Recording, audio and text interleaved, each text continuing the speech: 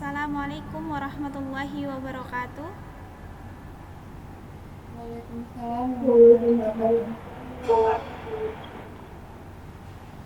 Innal hamdalillah wa nasta'inuhu liman sururi anfusina may yahdihillahu mudhillalah wa yudhlil hadiyalah. Asyhadu an la ilaha illallah wa asyhadu anna Muhammadar Rasulullah.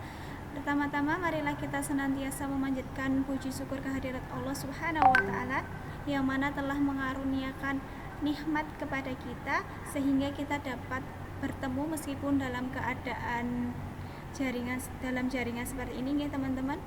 Tak lupa sholawat serta salam senantiasa kita haturkan kepada junjungan kita, Nabi Agung kita, sang pembawa peradaban dari zaman jahiliyah menuju zaman terang benderang seperti saat ini. Beliau adalah Nabi Muhammad SAW. Sebelumnya, mengingatkan kepada teman-teman, bagi yang belum absen silahkan absensi di aplikasi LMS di tempat Pak Suratman ya. Selanjutnya, perkenalkan nama saya Eka Fitri Nurhayati dari Universitas Muhammadiyah Surakarta, Fakultas Agama Islam. Yang di sini saya akan menemani teman-teman sekalian untuk belajar. Saya ditugaskan sebagai asisten dari Bapak Suratman ya. Gitu. Maaf teman-teman kalau yang tidak kendala sinyal, silahkan off cam bisa. On cam maksudnya.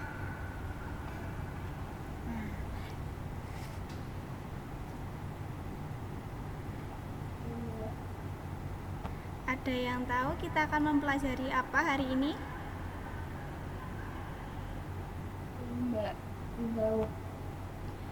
Kita akan mempelajari tentang munakahat, yaitu pernikahan.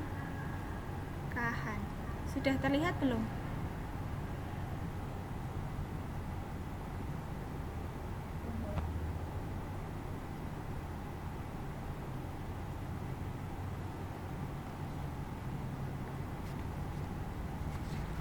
Langsung saja saya mulai.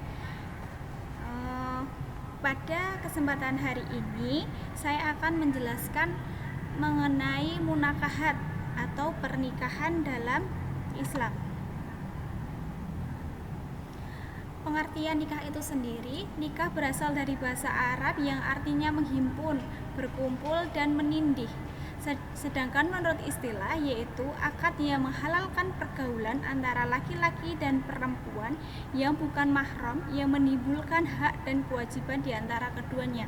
Jadi, sebab dari adanya pernikahan atau sebab adanya ijab dan qabul itu akan menimbulkan hak dan kewajiban di antara keduanya.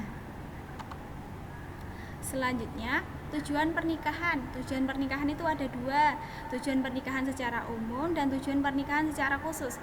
Tujuan nikah secara umum adalah melaksanakan perintah Allah Subhanahu wa taala, memenuhi hajat manusia, pria terhadap wanita dan sebaliknya, dalam rangka mewujudkan rumah tangga yang bahagia sesuai dengan ketentuan agama.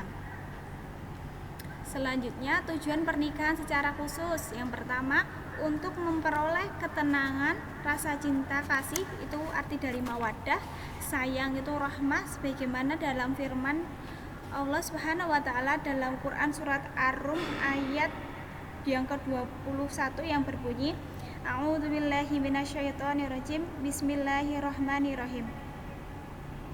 Wa man ayatihi an khalaqalakum min anfusikum azwajan litakunu ilaiha, yang artinya, dan di antara tanda kekuasaannya dialah yang menciptakan untukmu istri-istri dan jenismu sendiri supaya kamu cenderung merasa tentram kepadanya.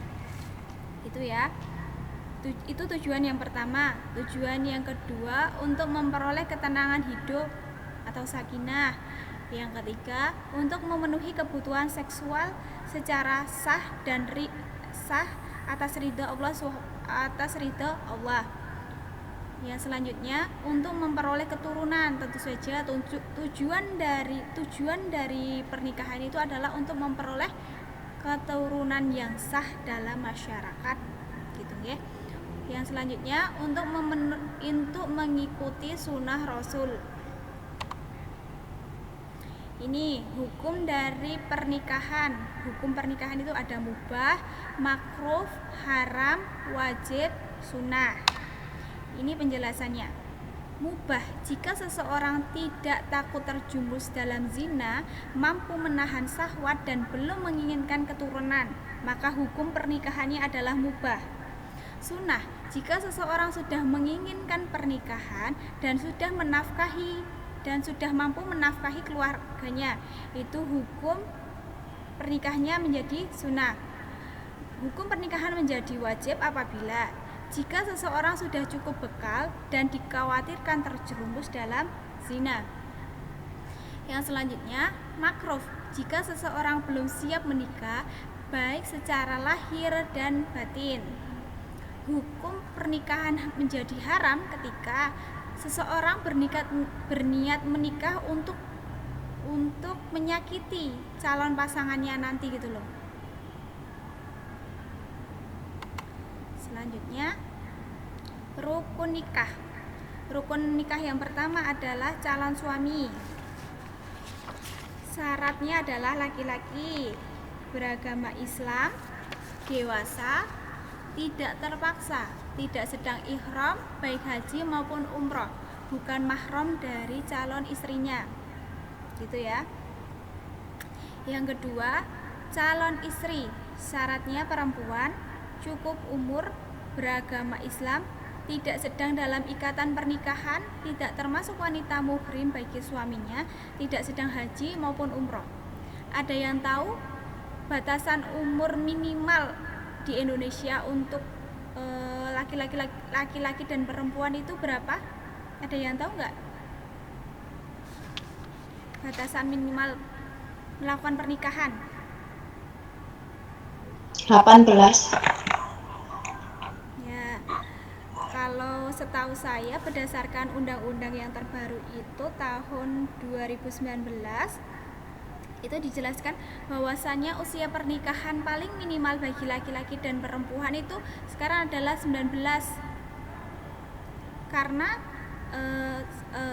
itu sebab remaja yang nikah di bawah usia 19 itu masih harus diperkuat dari sisi pendidikannya, mental, spiritual, daya tahan tubuh hingga sampai dengan ekonomi.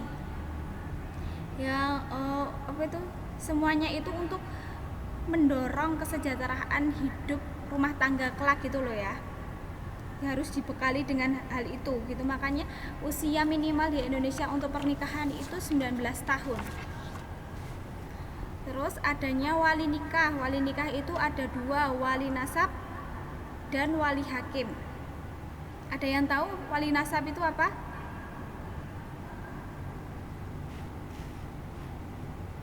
Ada yang tahu? Wali nasab itu wali yang ada hubungan darah dengan mempelai perempuannya.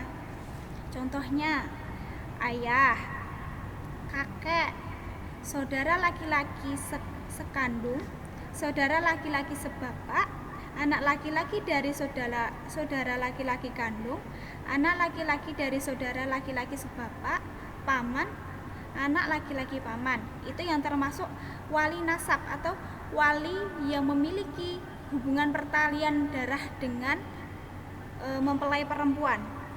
Sedangkan wali hakim itu adalah kepala negara yang beragama Islam. Jika di Indonesia itu kepala negaranya menunjuk kepada menteri sampai kepada kepala KUA, atau yang lebih familiar disebut itu adalah penghulu atau wali hakim gitu ya. Sebentar.